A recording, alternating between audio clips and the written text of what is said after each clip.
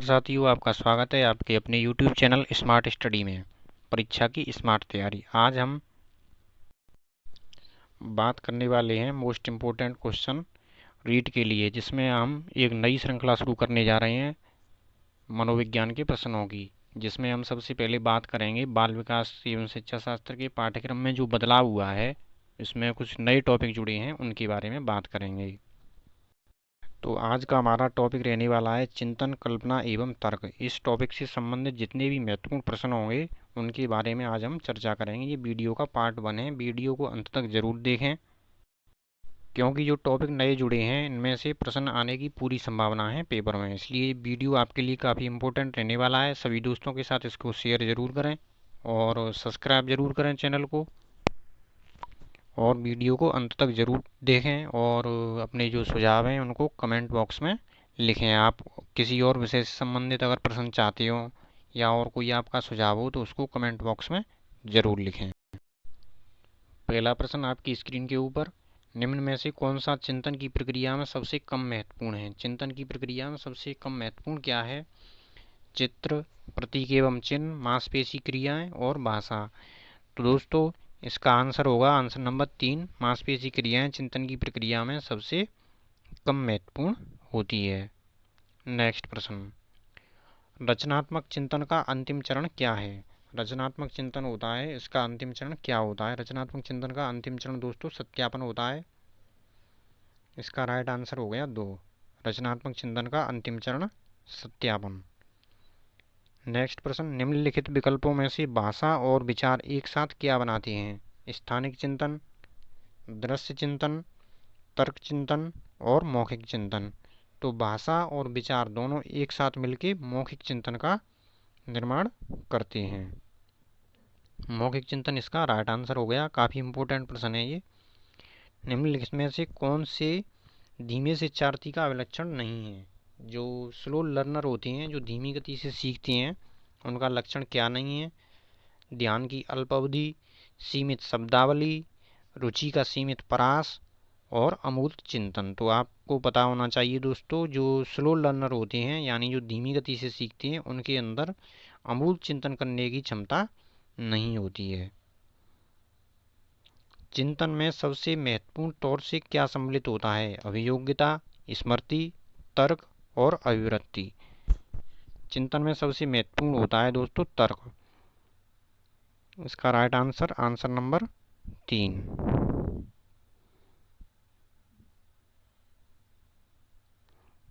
चिंतन में तर्क की प्रधानता होना आवश्यक है।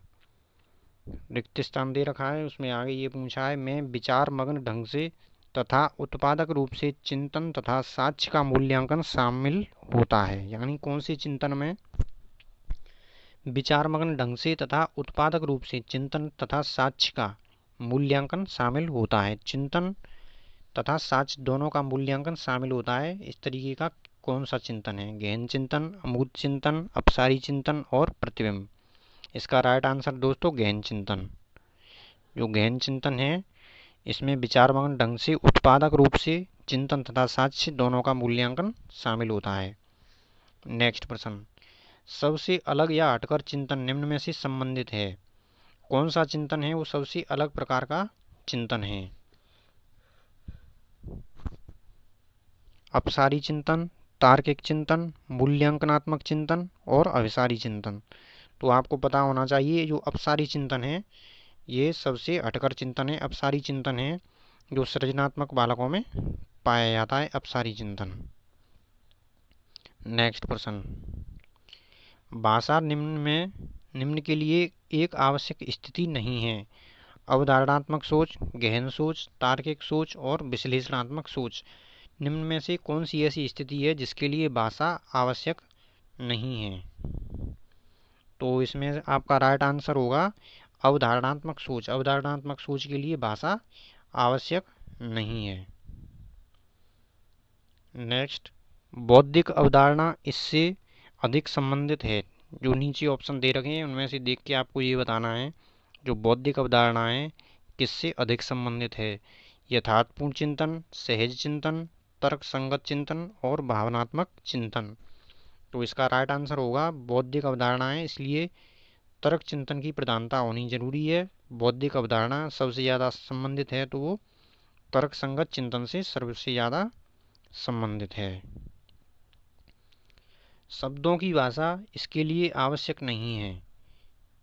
वैचारिक चिंतन, अवधारणात्मक चिंतन, कल्पनाशील चिंतन और साहचर्य चिंतन। इसका राइट आंसर होगा कल्पनाशील चिंतन। इसके लिए शब्दों की भाषा आवश्यक नहीं है कल्पनाशील चिंतन के लिए।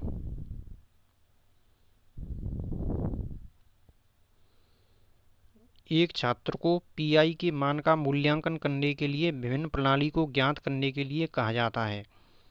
इसमें मुख्य रूप से निम्नलिखित में से कौन सा ऑपरेशन शामिल होगा? मूल्यांकन, अभिसारी चिंतन, अपसारी चिंतन और अधिगम। तो इसमें आपका आंसर आएगा अपसारी चिंतन। नेक्स्ट, किस प्रकार का चिंतन सृजनशीलता से संबंधित होता है? अभिसारी सोच, अलग सोच, अंतर्दृष्टि सोच और परमार्थिक सोच। इसका राइट आंसर होगा अलग सोच। जो अपसारी चिंतन होता है वो होता है दोस्तों सृजनशील बालकों के लिए, इसको कहते हैं अलग सोच। कुछ हटके सोचना है, सृजनशील बालकों में ये गुण पाया जाता है। बॉब एक मॉडल हवाई जहाज को एक साथ रख सकते हैं। यह कथन अभिवृत्ति परीक्षण की किस विशेषता का संकेत है? लिपिकी चिंतन, स्थानिक चिंतन, संगठनात्मक चिंतन और बौद्धिक चिंतन। इसका राइट आंसर स्थानिक चिंतन है।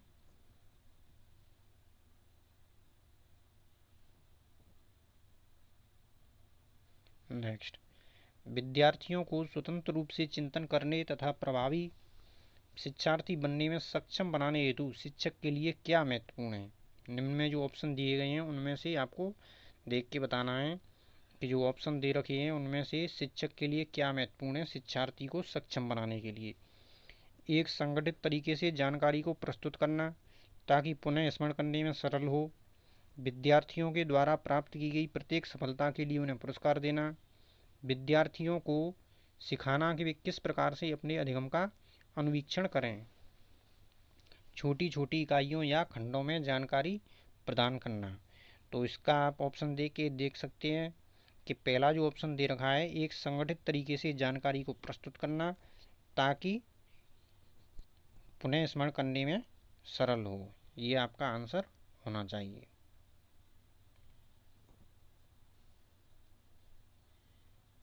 नेक्स्ट प्रश्न, अपने चिंतन में अवधारणात्मक परिवर्तन लाने हेतु शिक्षार्थी को सक्षम बनाने के लिए शिक्षिका को क्या करना चाहिए? मतलब ये अपने चिंतन में अवधारणात्मक परिवर्तन लाने हेतु शिक्षार्थियों को सक्षम बनाने के लिए एक शिक्षिका को क्या करना चाहिए? ऑप्शन नंबर 1, उन बच्चों को पुरस्कार देना चाहिए जिन्होंने अपने चिंतन में परिवर्तन किया है। ऑप्शन नंबर 2, बच्चों को स्वयं चिंतन करने के लिए हतोत्साहित करना चाहिए कि वे शिक्षिका को सुने और उसका अनुपालन करें। तो ये तो आपको गलत पता चल ही गया होगा कि हतोत्साहित नहीं कर सकते विद्यार्थियों को। नंबर 3, व्याख्यान के रूप में व्याख्या प्रस्तुत करनी चाहिए, स्पष्ट और आश्वस्त करने वाली व्याख्या देनी चाहिए तथा शिक्षार्थियों के साथ चर्चा करनी चाहिए। यही आपका राइट आंसर है, आंसर नंबर 4। नेक्स्ट प्रश्न, निम्नलिखित में से कौन सा प्रश्न चिंतन की गहन प्रकार की शैली को प्रोत्साहित करता है? आधा का प्रतिलोम क्या होगा? न्यूनतम अभाज्य संख्या क्या है? आधी मात्रा में चाय बनाने के लिए कितना दूध प्रयोग करेंगे? योग व्यवकलन का विलोम होता है कहने का क्या तात्पर्य है? इसका राइट आंसर होगा आंसर नंबर 4, चिंतन की गहन प्रकार की शैली को प्रोत्साहित करता है, जो ऑप्शन दे रखा है ऑप्शन नंबर 4। नेक्स्ट प्रश्न, शिक्षार्थियों द्वारा की गई गलतियों और त्रुटियों।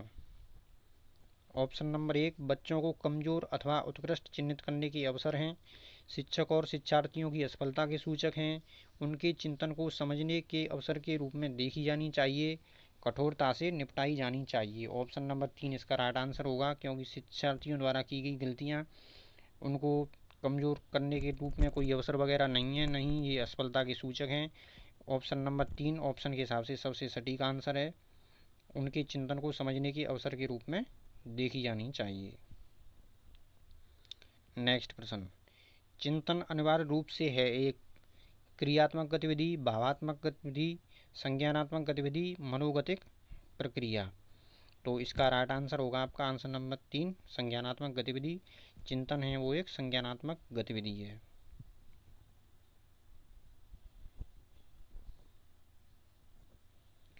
कौन सा कथन चिंतन के विषय में गलत है? चिंतन की प्रतिमाएं और भाषा प्रयुक्त होती हैं। चिंतन एक प्रकार की सूचना प्रक्रमण है, यानी प्रक्रमण मतलब प्रक्रिया है। चिंतन संज्ञानात्मक प्रक्रिया का समुच्चय है। चिंतन और भाषा असंबंधित है। इसमें आपको बताना है कौन सा कथन गलत है। तो इसका आंसर नंबर 4 है, चिंतन और भाषा असंबंधित है। ये गलत आंसर है, यानी इसमें गलत आपको छांटना है। नेक्स्ट प्रश्न, बालक का चिंतन किसके द्वारा प्रदर्शित नहीं होता? आत्मकेंद्रितता, यथार्थवाद, सजीववाद और वैयक्तिकवाद। वैयक्तिकवाद के द्वारा बालक का चिंतन प्रदर्शित नहीं होता है।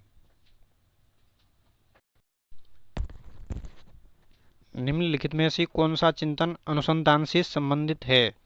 परंपरागत चिंतन, विकेंद्रित चिंतन, वैज्ञानिक चिंतन, उपरोक्त सभी। तो उपरोक्त सभी इसका राइट आंसर है। अनुसंधान से संबंधित जो चिंतन है वो परंपरागत चिंतन, विकेंद्रित चिंतन और वैज्ञानिक चिंतन, ये तीनों ही आपके अनुसंधान से संबंधित हैं। चिंतन शक्ति के विकास की प्रक्रिया में निम्नलिखित में से कौन सा कथन गलत है? ज्ञान व अनुभवों की यथेष्टता, यथेष्ट अभिप्रेरणा, यथेष्ट स्वतंत्रता व लचीलापन, कम बुद्धि व ज्ञान। इसका राइट आंसर होगा आपका ऑप्शन नंबर 4, कम बुद्धि एवं ज्ञान है इसका राइट आंसर। चिंतन की शक्ति के विकास की प्रक्रिया में सबसे निम्नलिखित में से कौन सा कथन गलत है? कम बुद्धि व ज्ञान वाला ऑप्शन इसका राइट आंसर है। चिंतन अनिवार्य रूप से है एक भौतिक घटना, एक ज्ञानात्मक गतिविधि, एक मनोप्रेरणा प्रक्रिया, एक प्रभावशाली व्यवहार। तो चिंतन है वो आपकी ज्ञानात्मक गतिविधि है। चिंतन की प्रक्रिया में प्रयोग किया जाता है शब्द, भाषा एवं विचार, प्रतीक एवं प्रतिबिंब, उपरोक्त सभी। तो उपरोक्त सभी इसका राइट आंसर है। चिंतन की प्रक्रिया में ये सभी उपयोग किए जाते हैं, शब्द, भाषा, विचार, प्रतीक एवं प्रतिबिंब। चिंतन मानसिक प्रक्रिया का खाली जगह पहलू है। चिंतन है वो मानसिक प्रक्रिया का किस तरीके का पहलू है? ज्ञानात्मक, भावात्मक, क्रियात्मक। तो चिंतन है वो मानसिक प्रक्रिया का ज्ञानात्मक पहलू है। ज्ञानात्मक इसका राइट आंसर है।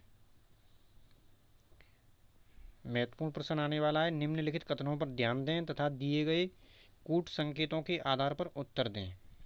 आपको कुछ कथन दे रखे हैं, उनको सबसे पहले ध्यान से पढ़ना है, उसके बाद आपको उत्तर देना है। पहला कथन ये है, चिंतन में प्रतीकों एवं प्रतिभाओं का मानसिक जोड़ तोड़ होता है। चिंतन एक मध्यस्थ प्रक्रिया होती है। चिंतन में भाव एवं संवेग का विशेष महत्व होता है। तो आपको इन तीनों कथनों को ध्यान से पढ़ना है, उसके बाद आपको राइट आंसर देना है। पहला कथन देखते हैं, चिंतन में प्रतीकों एवं प्रतिभाओं का मानसिक जोड़ तोड़ होता है। बिल्कुल सही बात है। चिंतन एक मध्यस्थ प्रक्रिया होती है, ये भी सही है। चिंतन में भाव एवं संवेग का विशेष महत्व होता है, ये कोई आवश्यक नहीं है कि चिंतन में भाव और संवेगों का महत्व हो। तो इसमें पहला और दूसरा आपका सही है। तो इसका ऑप्शन नंबर देखते हैं 3, पहला और दूसरा सही है। नेक्स्ट प्रश्न, निम्नलिखित में से कौन सा यथार्थवादी चिंतन का प्रकार नहीं है? अभिसारी चिंतन, सृजनात्मक चिंतन, आलोचनात्मक चिंतन, स्वलीन चिंतन। यथार्थवादी चिंतन है वो स्वलीन चिंतन यथार्थवादी चिंतन में नहीं आता है। तो दोस्तों ये था हमारा चिंतन से संबंधित प्रश्नों का पहला पार्ट। इससे जो आगे के प्रश्न हैं वो नेक्स्ट पार्ट में आपको देखने को मिलेंगे। तो आप वीडियो का इंतज़ार करें और इस वीडियो को ज़्यादा से ज़्यादा अपने दोस्तों के साथ शेयर करें।